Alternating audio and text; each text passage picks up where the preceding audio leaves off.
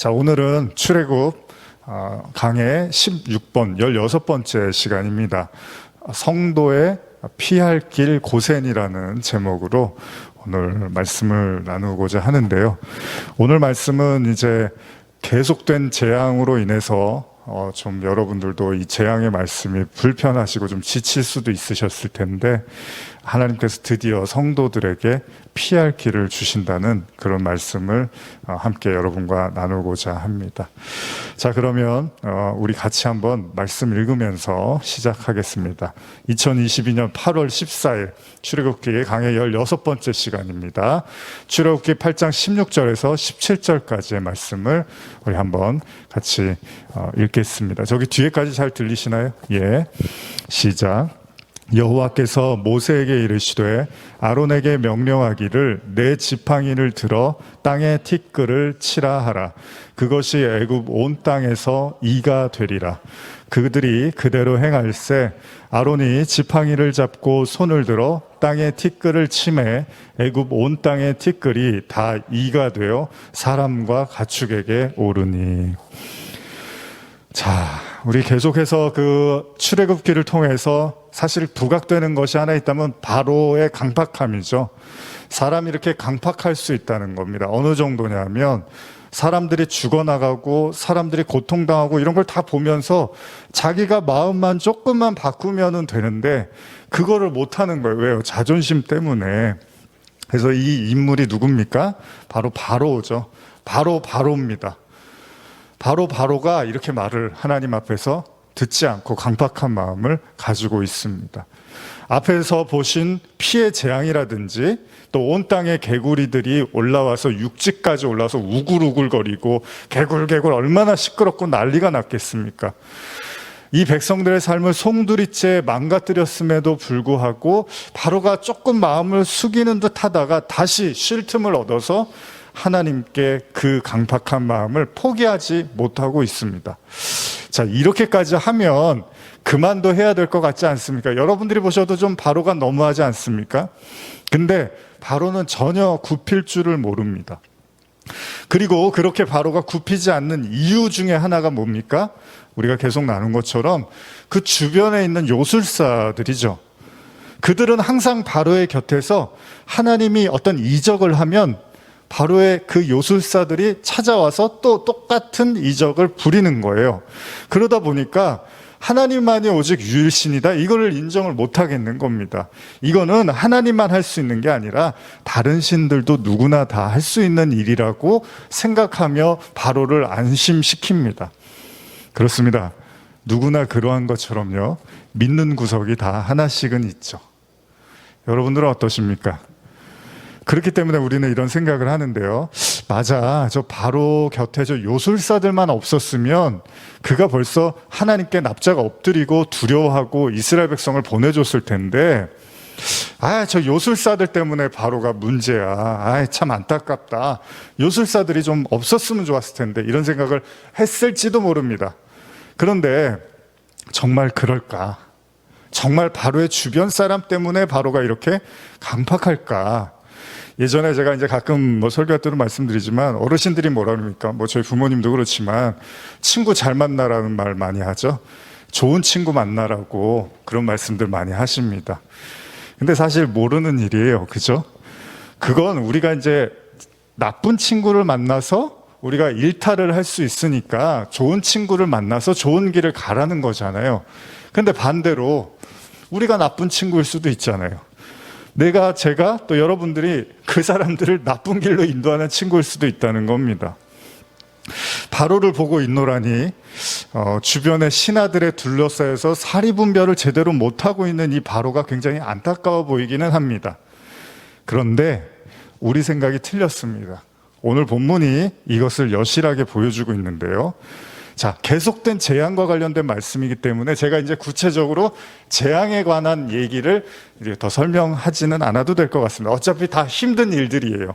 그리고 이 재앙의 대부분의 내용은 뭡니까?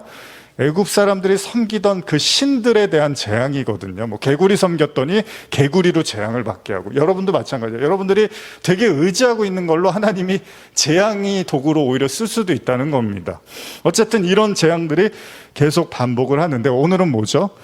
이 티끌을 쳐서 이로 만들게 해서 사람과 가축에게 모두 그 상당한 고통을 주게 하는 겁니다. 그냥 생각만 해도 몸이 근질근질하죠.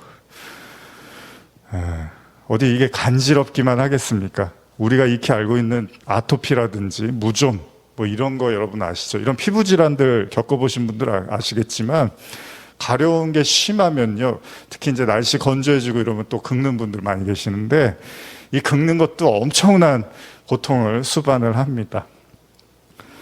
주석을 보면요, 여기 등장하는 이가요, 단순한 이가 아니라 모기라고도 이제 말을 하거든요. 그러니까 뭐 이든 목이든 뭐 이런 얘기 하니까 막 갑자기 안 간지러웠던 분들도 근질근질 하실 텐데, 어찌됐건 간에 득실득실하면서 전혀 생활을 할 수 없는 그런 어마어마한 고통을 이제 맞이하게 될 거라는 겁니다. 근데 또 이 요술사들이 등장을 해요. 패턴이 똑같아요. 성경에 지금 계속 보면. 한번 읽어볼까요? 출애굽기 8장 18절입니다. 시작. 요술사들도 자기 요술로 그같이 행하여 이를 생기게 하려 하였으나 못하였고 이가 사람과 가축에게 생긴지라. 이 구절을 읽으면서 우리가 앞서서 생각했던 그 구절이 우리가 생각했던 생각이 틀렸을 수 있음을 확인하게 되는데요. 그건 뭐냐면, 동일한 패턴으로 요술사들도 하나님의 이적인 이 재앙을 흉내내려고 했으나 이제 실패를 합니다. 처음으로 실패를 해요. 그동안은 흉내를 했는데 이제는 못하는 신세가 됐습니다. 바로가 철석같이 하나님을 믿으면서, 철석같이 그 사람들을 믿으면서 하나님을 우습게 여겼는데, 이 요술사들이 이제 못하는 거예요. 그러면서 처음으로 요술사들이 이런 말을 합니다. 19절도 한번 읽어볼까요? 시작. 요술사가 바로에게 말하되 이는 하나님의 권능이니이다 하였으나 바로의 마음이 완악하게 되어 그들의 말을 듣지 아니하였으니 여호와의 말씀과 같더라.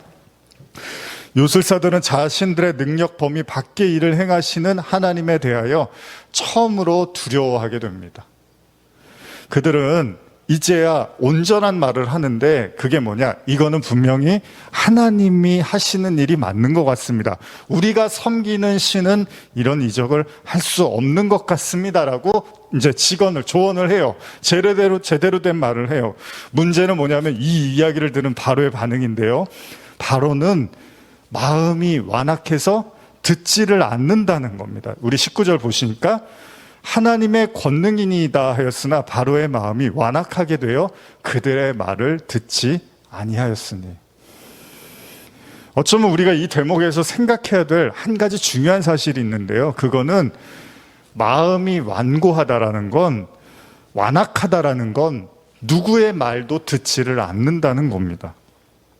사실 이 내용은 하나님께서 구약 내내 이스라엘 백성을 향해서도 경고를 하시고 꾸짖는데, 그게 뭐냐면, 왜 말을 듣지 않느냐, 목이 곧고 귀에 할례 받지 못한 자들 하면서 너희들의 가장 큰 문제가 말을 듣지 않는구나, 이런 말을 해요. 지금 바로처럼 누구의 말도 듣지 않는, 결국은 요술사들의 문제가 아니었다는 겁니다. 원래 바로가 마음이 강팍했고 고집스러웠고 하나님을 저항하고 싶은 마음이 바로에게 원래 있었는데, 우리는 요술사들 때문인 거로 착각을 할 수 있다는 겁니다. 가끔요, 우리가 마주치는 사람들 중에서, 여러분들도 이제 사회생활 하시다 보면 사람들 많이 보시잖아요. 진짜 남의 얘기 1도 들으려 하지 않은 사람들이 있죠. 물론 이건 긍정적인 면도 있습니다. 예를 들면 불의와 타협하지 않는 거, 오로지 한 길을 가기 위한 장인정신 같은 거 있잖아요. 남의 말을 듣지 않고 나는 오로지 이 길을 가겠다. 이거는 좋은 거잖아요. 그건 어쩌면 사람들에게 존경을 받을 수도 있는 겁니다. 그러나 문제는 누가 봐도 아닌 일을 계속해서 밀어붙이고 이제는 그의 최측근들까지도 그가 아니라고, 잘못된 거라고 말을 하는데도 고집을 피우면 이건 다른 얘기라는 겁니다. 로마서 2장 5절 한번 읽어볼까요? 다만 내 고집과 회개하지 아니한 마음을 따라 진노의 날 곧 하나님의 의로우신 심판이 나타나는 그날에 임할 진노를 내게 쌓는도다. 고집에 대한 얘기를 잠깐 좀 해보고 싶은데요. 고집. 사실 저도 제가 이제 가까이 지내시던 이제 목사님 되셨는데 그분이 저한테 항상 아버지는 황 씨시고 어머니는 최 씨시고 곱슬머리에다가 한 고집 하겠다. 이제 저한테 농담으로 그런 얘기 많이 하셨는데 이 고집이라는 게 이제 뭐 여러분들 뭐 최 씨 고집, 황 씨 고집 또 뭐 있죠? 그런 고집이라는 게 참 뭐 어떤 데서는 라디오 방송 같은 거 듣다 보면 이제 광고할 때 뭐 수십 년 최 씨 고집으로 뭐 이렇게 해서 이제 좋은 의미로도 쓰기도 하잖아요. 근데 또 안 좋은 얘기로도 많이 써요. 제가 인터넷 사전으로 고집을 한번 찾아봤더니 자기 의견을 바꾸거나 고치지 않고 굳게 지켜서 우김, 이걸 이제 고집이라고 하더라고요. 어떤 면에서는 분명히 긍정적인 면이 있지만 부정적으로 표현하면 한마디로 남 얘기를 안 듣는다는 얘기입니다. 제가 가끔 어머니하고 실갱이를 벌이는데 이게 한 20년 된 실갱이 중에 하나인데 이럴 땐 제가 막 답답하더라고. 어머니랑 얘기하다가 막 흥분을 해요. 지금은 이제 그러진 않는데 엘리베이터 타려고 그러면 이제 우리가 이제 내려가려고 하면 내려가는 걸 눌러야 되잖아요. 근데 어머니는 엘리베이터가 밑에 있으니까 올라오는 걸 눌러야 된다는 거예요. 그래야지 엘리베이터가 올라오니까 그걸 타고 내려간다는 거예요. 근데 우리는 우리가 내려가면 내려가는 걸 누르고 우리가 올라갈 거면 올라가는 걸 눌러야 되잖아요. 제가 한 20년 동안 그 얘기를 계속 해도 지난주에도 그랬던 것 같아요. 또 나가는데 엄마 이게 우리가 내려갈 거니까 아래에 화살표를 눌러야 된다 그랬더니 아니라고 난 20년 동안 이렇게 했는데 이게 맞다고 하시는 거예요.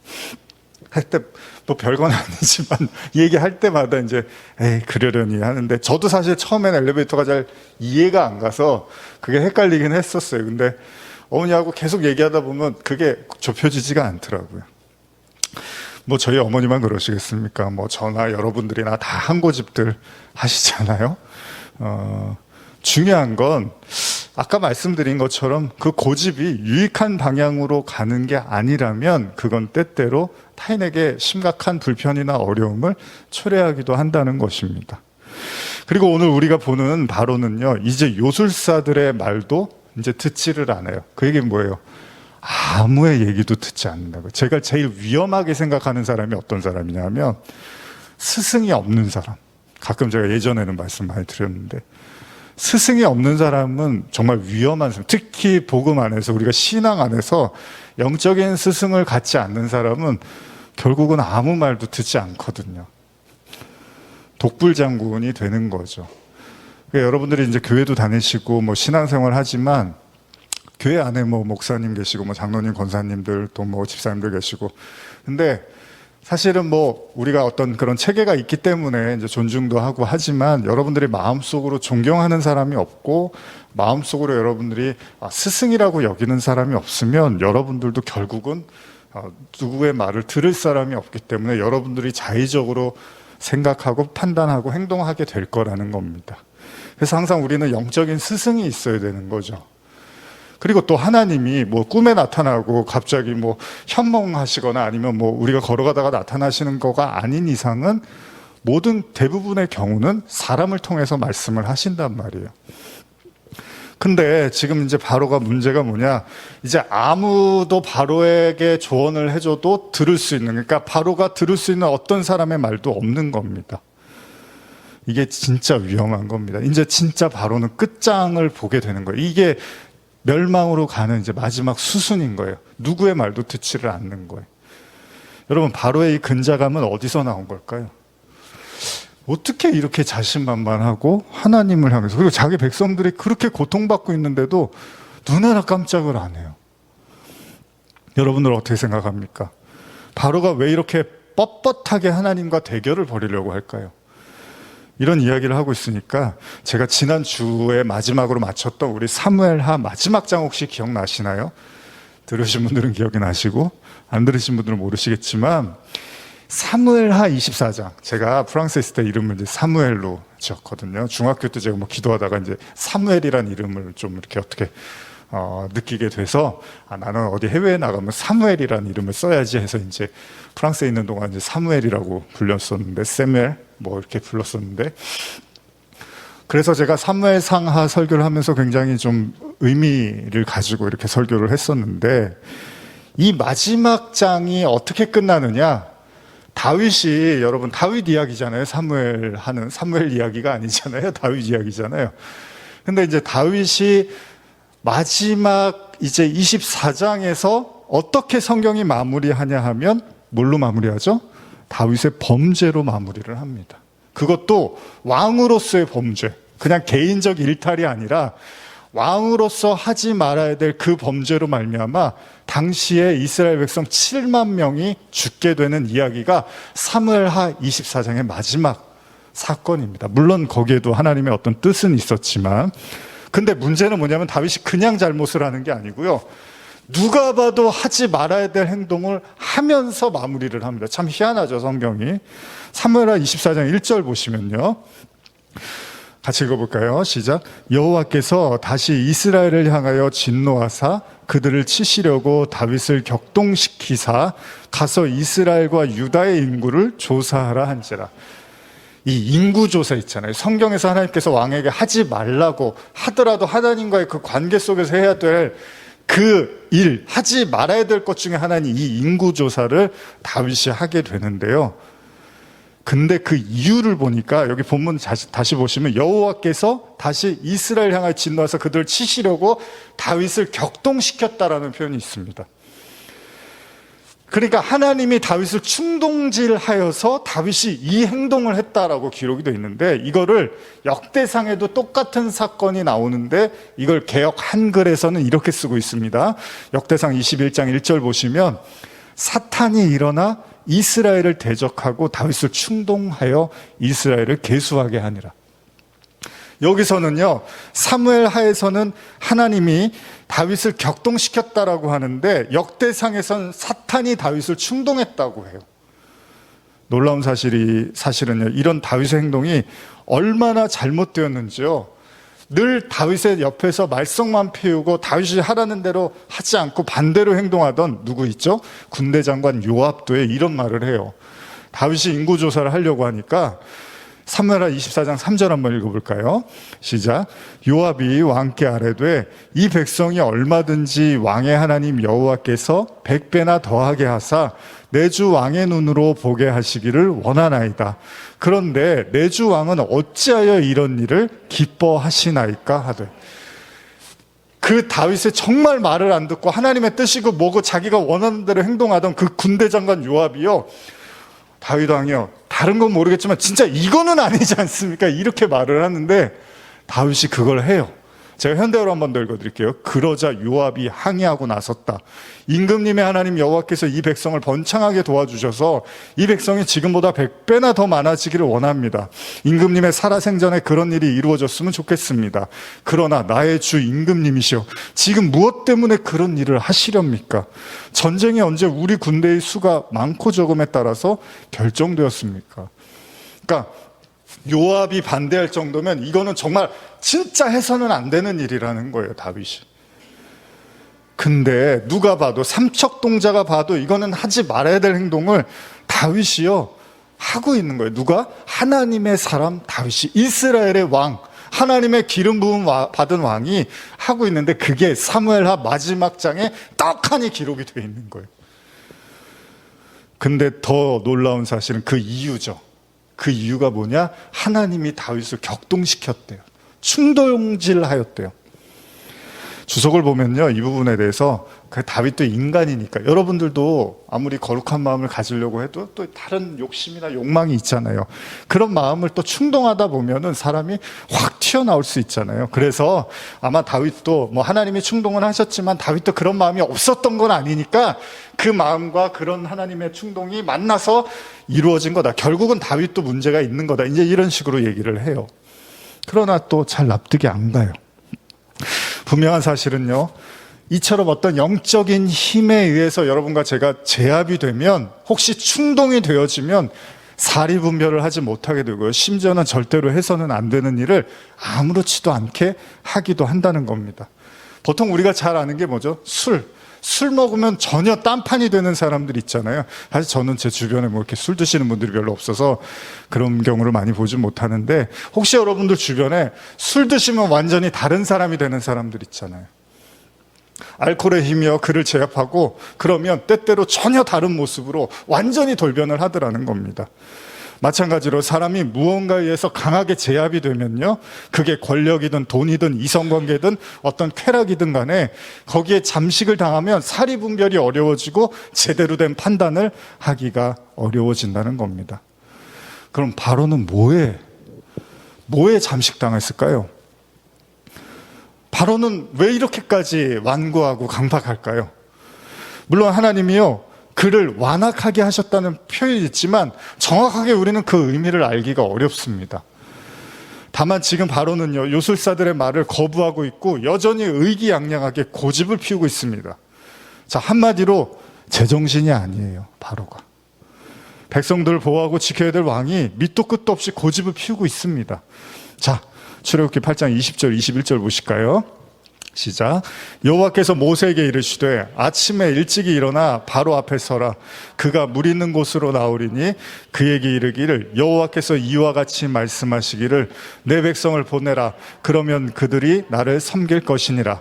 내가 만일 백성을 내보내지 아니하면 내가 너와 내 신하와 내 백성과 내 집들에 파리떼를 보내리니 애굽 사람의 집집에 파리떼가 가득할 것이며 그들이 사는 땅도 그러하리라.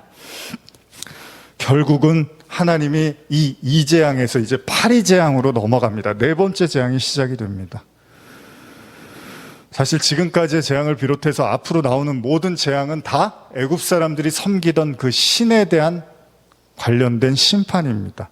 이 내용들을 앞으로 제가 차차 나누기로 하고요.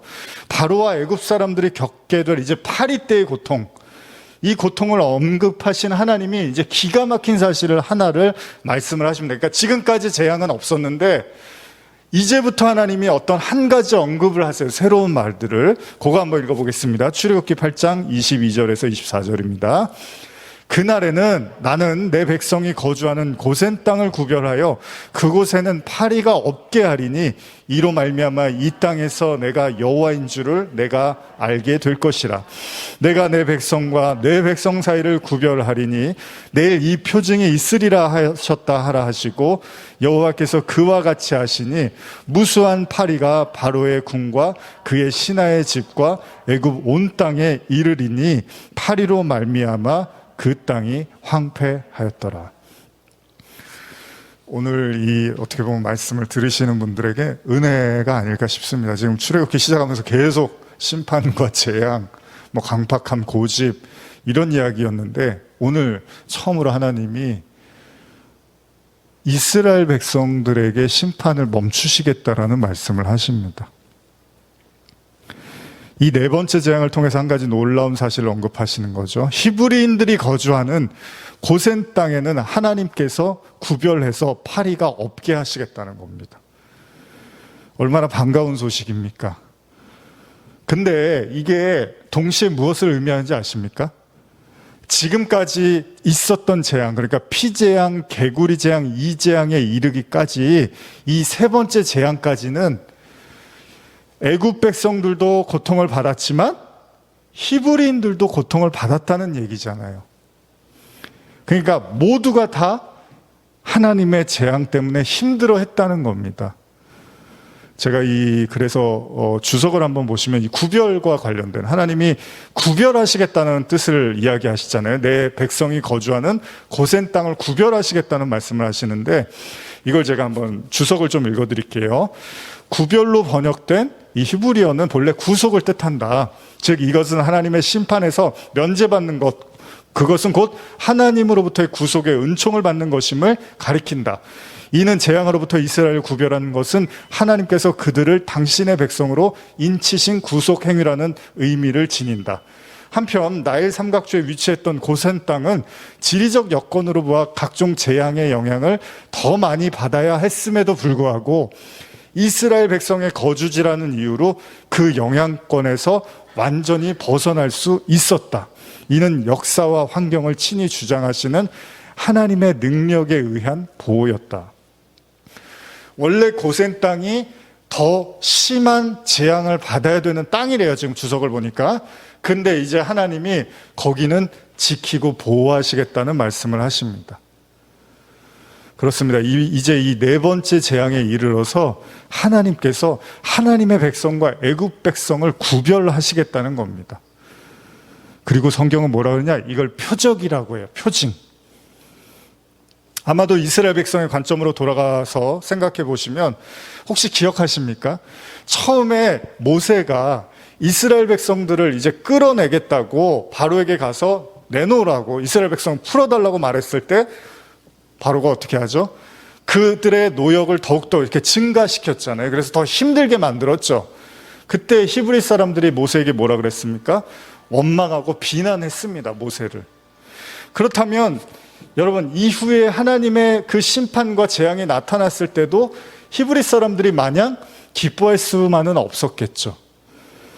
모세의 말대로 하나님의 놀라운 재앙이 일어나는 게 신기하고 신뢰할 만한 일이긴 했지만 동시에 히브리인들 역시도 그 고통을 받아야만 했다는 거예요. 그러고 보면 재앙이 시작된 이래로 지금까지 바로와 애굽 백성만 괴로웠던 게 아니라 하나님의 백성도 같이 괴로워했다는 거예요. 그러면 여기서 한 가지 의문이 생깁니다. 왜 하나님은 처음부터 히브리인들을 구별하지 않았을까요? 왜 이 네 번째 파리 재앙에 이르러서야 고센 땅에 머문 백성들 위해서 이제 구별해서 재앙을 멈추시겠다고 말씀하실까요? 그러면 이런 관점에서 한번 우리는 이 지점에서 애굽이 겪는 이 재앙의 참된 의미는 뭐죠, 여러분? 왜 애굽이 이 재앙을 겪게 되는 거죠? 앞으로 보게 될 출애굽기 12장을 보면요, 애굽의 그 장자의 심판을 피하기 위한 어린 양의 피와 관련된 말씀 중에 이제 한 구절이 나오는데, 그러니까 이제 결국 바로는 이 모든 재앙을 받게 되잖아요. 그리고 애굽도 이 모든 재앙을 받게 돼요. 그 마지막 재앙이 장자의 죽음입니다. 이것도 우상에 대한 메시지가 있습니다, 이 속에도. 근데 여기에 이제 한 구절이 등장을 하는데 하나님의 재앙을 이렇게 내리시는 이유를 출애굽기 12장 12절은 이렇게 말합니다. 시작. 내가 그 밤에 애굽 땅에 두루 다니며 사람이나 짐승을 막론하고 애굽 땅에 있는 모든 처음 난 것을 다 치고 애굽의 모든 신을 내가 심판하리라. 나는 여호와라.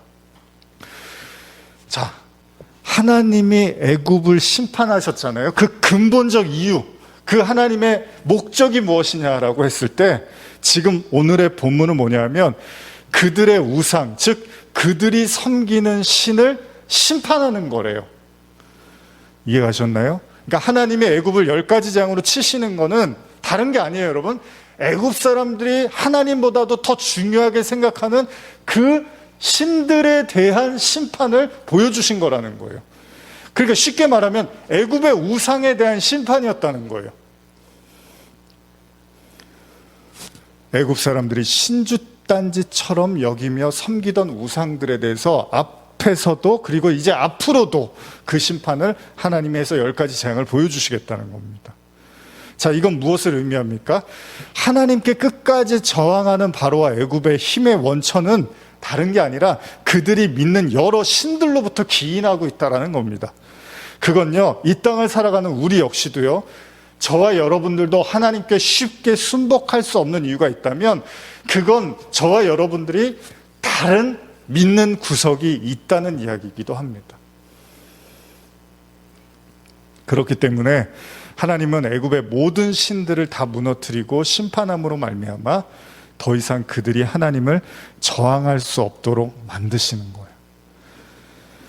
그런데 오늘 하나님께서 네 번째 재앙인 이 파리 재앙부터는 하나님의 백성이 살고 있는 고센 지방에는 그 재앙을 면하게 해주시겠다는 겁니다. 그리고 이걸 표적이라고 하잖아요. 물론 이 표적이라는 건 어떤 의미가 담겨 있는 것입니다. 단순하게 하나님의 백성이니까 재앙을 스톱, 멈추게 하겠다라는 의미도 있지만 굳이 하나님이 표적이라는 말을 써요. 표적이 어디 등장하죠? 창세기 할례 같은 경우 표적이라는 말이 등장을 하죠. 그리고 예수님 태어났을 때도 표적이라는 말이 등장하고 또 유월절 어린 양의 피도 표적이라는 말이 등장을 해요. 표적은 뭐죠? 사인이라는 거예요. 그러니까 시그널, 어떤 것을 의미하고 있다는 겁니다. 이에 대해서 저나 여러분들이 여러 가지 관점이 있을 수 있겠으나 저는요 이런 생각을 해봤어요. 여러분, 출애굽기에 하나님이 10가지 재앙을 일으키시잖아요. 근데 동일하게 또 10가지 뭐가 등장을 해요. 뭐죠?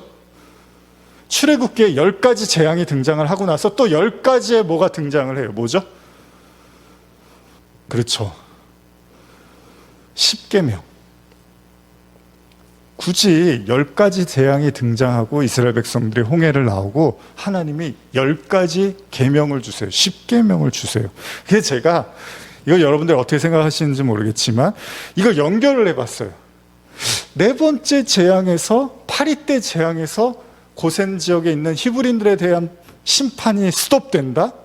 그러면 이 10가지 계명하고 한번 연결해서 생각을 해볼까? 자, 우리가 알고 있는 십계명, 여러분 십계명 다 외우시죠? 한번 이 자리에서 좀 시원하게 한번. 우리 학생은 뭐 당연히 알고 있을 거라고 생각하고 한번. 우리가 10가지 재앙은 외우는데 10가지 계명을 못 외우면 또 그것도 좀 그렇잖아요. 자, 어쨌든 10가지 재앙 여러분 대충 아시죠? 순서대로는 말 못해도 대략은 아시잖아요.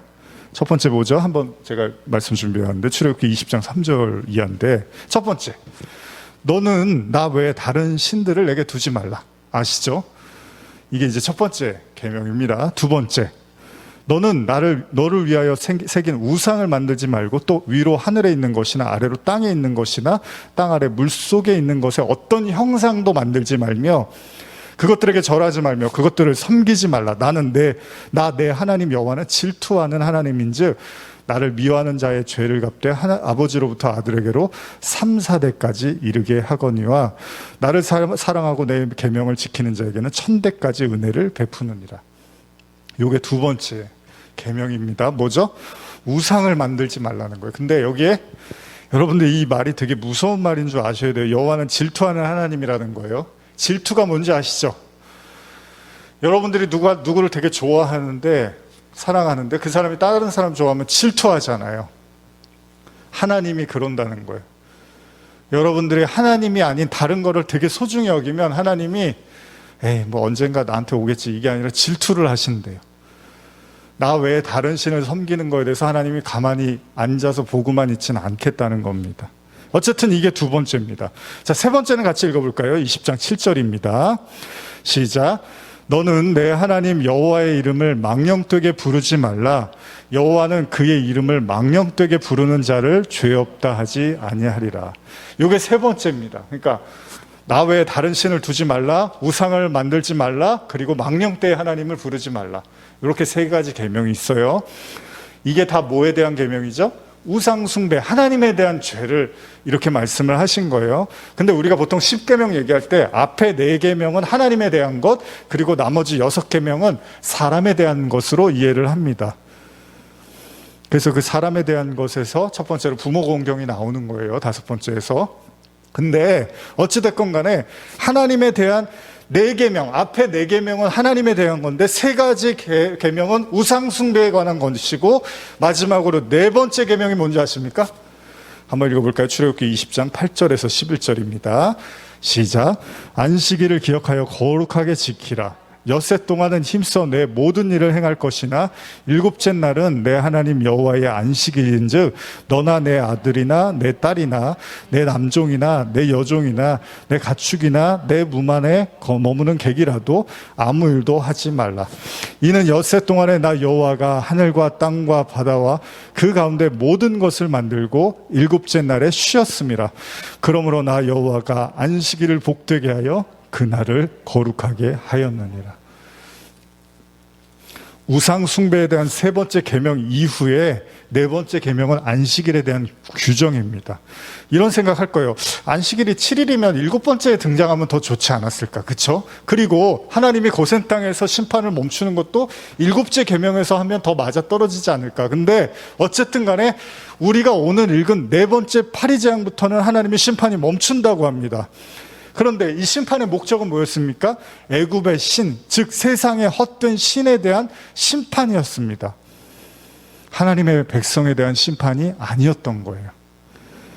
그럼에도 앞선 세 가지 재앙에서 히브리인들 역시도 동일한 심판을 견뎌내야만 했던 이유.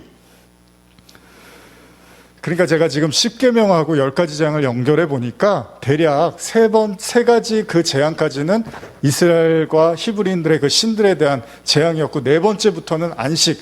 이게 10계명하고도 연관을 해서 한번 제가 생각을 해본 거예요. 자, 그러면 왜 히브리인들도 세 번째 재앙까지는 같이 고통을 받았느냐라고 생각했을 때, 그들 또한 400년 가까운 애굽살이를 했습니다. 그러니까 애굽의 신들에게 익숙해져 있었어요. 그렇게 생각해 보면 하나님은 애굽의 모든 신들을 심판하시면서 아울러서 당신의 백성인 히브리인들 안에 있는 그 살아 숨쉬는 우상도 같이 제거하기를 원하셨다는 겁니다. 그러나 네 번째 재앙 이후로 그 양상이 바뀌는 거예요. 여기서 성도와 세상이 구별된다는 겁니다. 성도는요, 하나님의 심판을 통해서 자신이 구별된 존재, 즉 하나님의 백성임을 깨닫게 되는 것임에 반해서 세상은, 자 보세요, 세 번째 재앙까지 내려졌는데 바로가 어떻게 하죠? 네 번째 신을 찾는 거예요. 네 번째 재앙이 내려졌는데 바로는 다섯 번째 신을 찾는 거예요. 다섯 번째 재앙이 내려졌는데 바로는 여섯 번째 신을 찾는 거예요. 근데 성도는 세 번째까지는 동일한 재앙을 받는데 네 번째부터는 하나님밖에 없구나라고 깨닫게 되고 고센에서 안식을 하는 거죠. 비가 그치는 거예요, 거기는. 근데 애굽, 세상은 여섯 번째, 일곱 번째, 여덟 번째, 아홉 번째, 열 번째 완전수죠. 끝까지 하나님이 아닌 다른 신을 계속 찾는 거예요. 제가 그 학교에서 공부할 때 락강, 가끔 제가 말씀 어쩌다 드리는데, 락강 공부하면 그 치환이라는 게 있거든요. 욕망의 치환. 마트에 여러분들이 가서 물건을 사러 갔는데 원하는 물건이 없어요. 그럼 어떻게 하죠? 가장 비슷한 다른 걸 찾아서 그걸 사려고 하잖아요. 근데 그것도 없어요. 그러면 또 그것과 가장 비슷한 다른 걸 찾는 거죠. 그걸 욕망의 치환이라고 해요. 내가 원래 2를 원했는데 1이 없네. 그럼 2가 없네. 3, 4, 5. 바로의 가장 큰 문제는 하나님과 대결하면서 하나님을 인정하고 받아들이면 되는데 다른 신을 계속 찾는 거예요.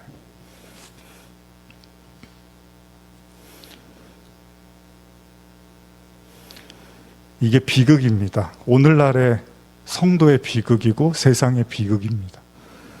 하나님의 심판과 하나님의 재앙, 하나님의 말씀을 통해서 끝없이 이 땅을 향한 하나님의 마음이 선포되어지지만 사람들에는 그 바로처럼 다른 신을 계속 찾아요. 그러나 성도만이 그 모든 환난과 재앙을 통해서 그래, 하나님밖에 없구나, 이걸 배우는 거예요. 그러면 더 이상 그 땅에 하나님의 심판이 내려야 될 이유가 없어져 버린 거죠. 그걸 고센 땅, 성도의 피할 피난처라고 하는 거죠. 그러나 끝까지 하나님을 인정하지 못하고 계속해서 세상이 주는 다른 신을 찾아 헤매는 그들에게는 그 자체가 멸망입니다. 이미 희망이 없는 거예요, 그 자체가. 그렇기 때문에 하나님은 이스라엘 백성을 향한 심판은 이제 멈춥니다.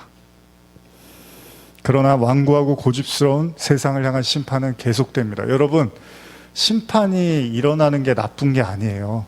저나 여러분이요, 하나님이 주시는 환난과 어려움을 계속 당하다가 그래, 하나님밖에 없구나, 내가 하나님 말씀에 청종해야 되는구나, 내가 하나님의 뜻을 따라야 되는구나, 이렇게 하면 좋아요. 그런데 왜 이렇게 어려움과 심판만 나에게 와?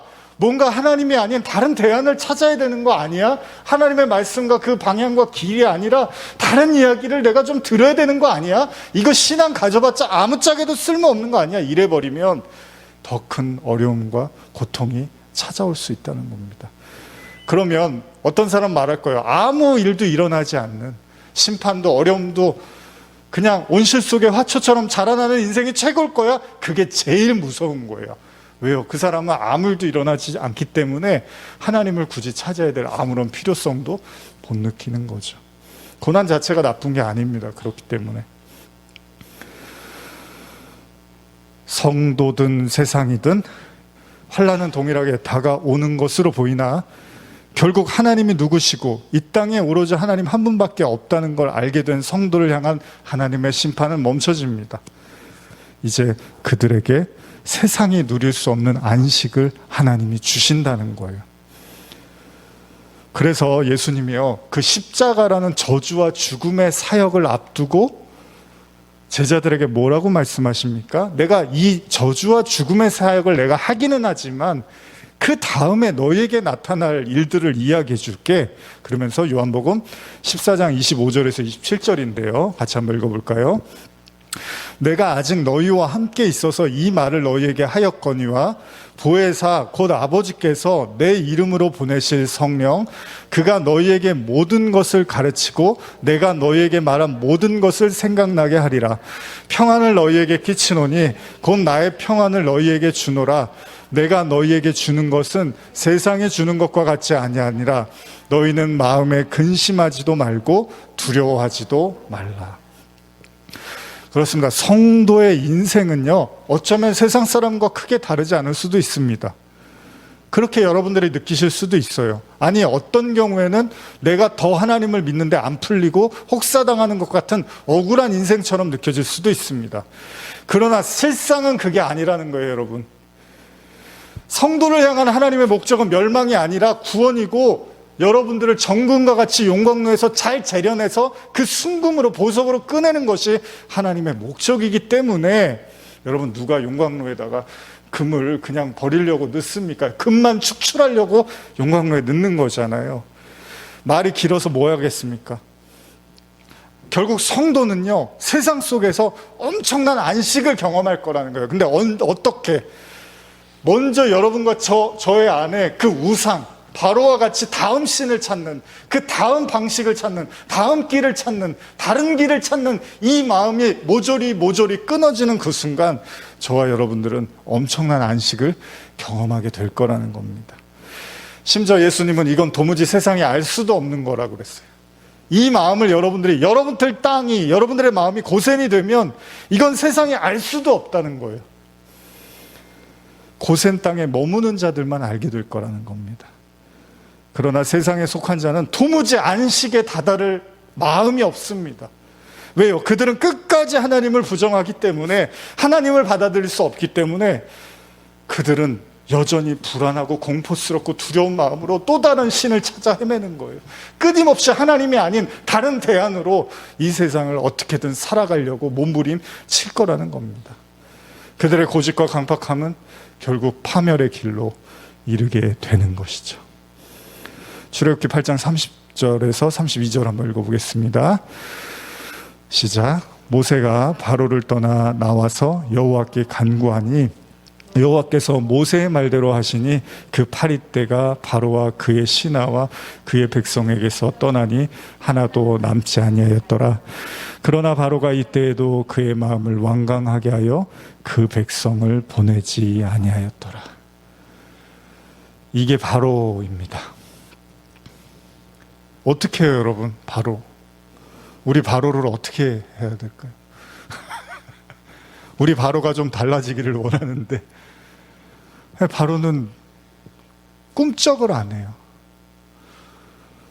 구별하시는 거죠. 로마서 9장에 보면 모세도 하나님이 세우시고 바로도 하나님이 세우셨다는 걸 이야기하죠. 무슨 말입니까? 바로는 구원받지 못하는 자들의 표상이 되는 거예요.